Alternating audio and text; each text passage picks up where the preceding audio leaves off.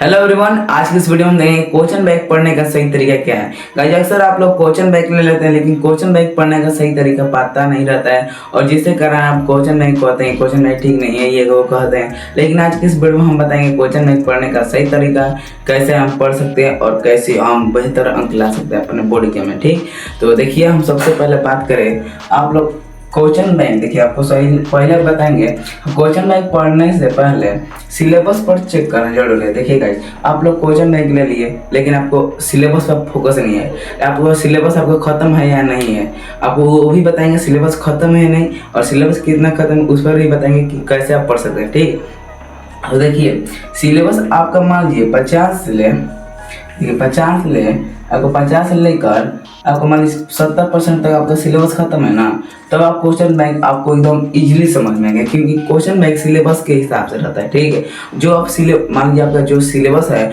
उसी से आपका क्वेश्चन बैंक ने बनाया होगा। जो बिहार बोर्ड पूछा है सिलेबस में बिहार बोर्ड पूछता है और उसी से आपको छट छट के क्वेश्चन बनाया जाता है क्वेश्चन में।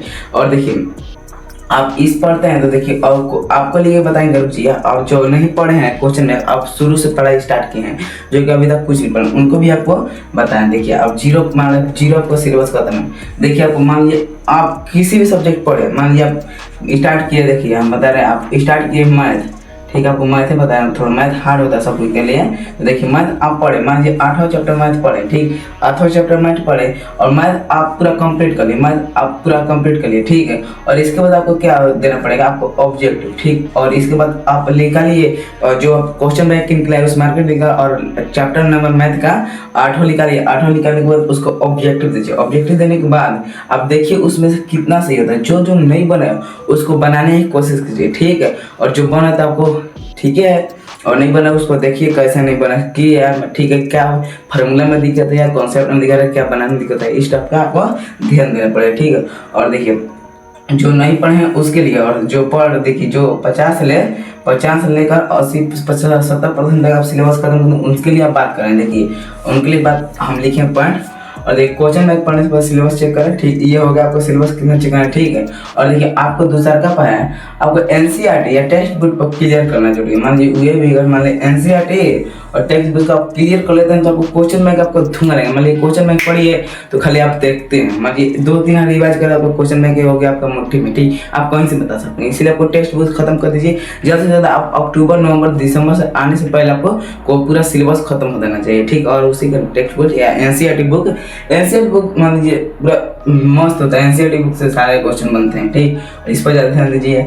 और देखिए और बात करें चैप्टर वाइज की भी स्टार्ट कर दीजिए, मतलब क्वेश्चन बैंक स्टार्ट कीजिए। मान जो चैप्टर आप पढ़े उसका आपको क्वेश्चन बैंक लगाना जरूरी है। मान लीजिए जो आप कर ले कैसे बताएं हम मैथ को, उसी टाइप से आपको संस्कृत पढ़े तो उसका सब्जेक्ट लगाइए, प्रैक्टिस करिए। ठीक है, और इसके बाद टेस्ट दीजिए अपने से और उसके बाद देखिए स्टार्ट करना जरूरी है क्योंकि आप कर लेते हैं तो आपको काफ़ी बेनिफिट मिलेगा और ये सब कर रहे हैं काफ़ी हेल्पफुल रहेगा। तो देखिए अब हम बताएंगे, तो देखिए अब आपको क्वेश्चन बैंक पढ़ने के लिए टाइम बनाना पड़ेगा। जी अगर आप लोग क्वेश्चन बैंक पढ़ लेते हैं जब नहीं होता है, देखिए क्वेश्चन बैंक पढ़ने के लिए आपको टाइम बनाना पड़ेगा। जैसा कि आप लोग पढ़ते हैं एक घड़ी कम से कम अभी आप पढ़ रहे होंगे 6 से 8 घंटे। ठीक है, और ये आज मान लीजिए रिविजन मुझे आप सेल्फ स्टडी करने के लिए आप बनाए होंगे। ठीक है, तो इसके आपको हिसाब से आपको डिसाइड करना आपको क्वेश्चन बैंक पर कितना टाइम देना है। ठीक है, क्वेश्चन बैंक पर आपको कम से कम 2 घंटे टाइम दीजिए और सबसे मान लीजिए आज पढ़े, मान लीजिए मैथ का पढ़े तो आज मैथ में 2 घंटे दीजिए, कल संस्कृत पढ़ संस्कृत में दे दीजिए और परसों दिन साइंस पढ़ते उस पर 2-2 घंटा आपको टाइम देना चल देना है। हफ्ता में आपको 5 विषय 5 पर टाइम दीजिए और 2 दिन एक्स्ट्रा बचे उस पर आपको 100 टेस्ट लगाना है। ठीक, जो पढ़े और अपने से प्रैक्टिस कीजिए टेस्ट लगा कर। ठीक है, तो ये सब आपको हो जाएगा कैसे आप क्वेश्चन बैंक पढ़ सकते हैं। ठीक है, और देखिए बात करें इम्पोर्टेंट चैप्टर पर, माने इम्पोर्टेंट क्वेश्चन पर ध्यान जरूर देखिए इम्पोर्टेंट क्वेश्चन पर, जैसा कि इम्पोर्टेंट क्वेश्चन हम बता रहे हैं कैसा होता है। देखिए ये है क्वेश्चन बैंक जो कि आपको क्या करना है। जैसा कि मान लीजिए कोई क्वेश्चन हो गया, देखिए आपको कोई क्वेश्चन दिखा रहे हैं जो कि इम्पोर्टेंट है 2025 में आया हुआ है।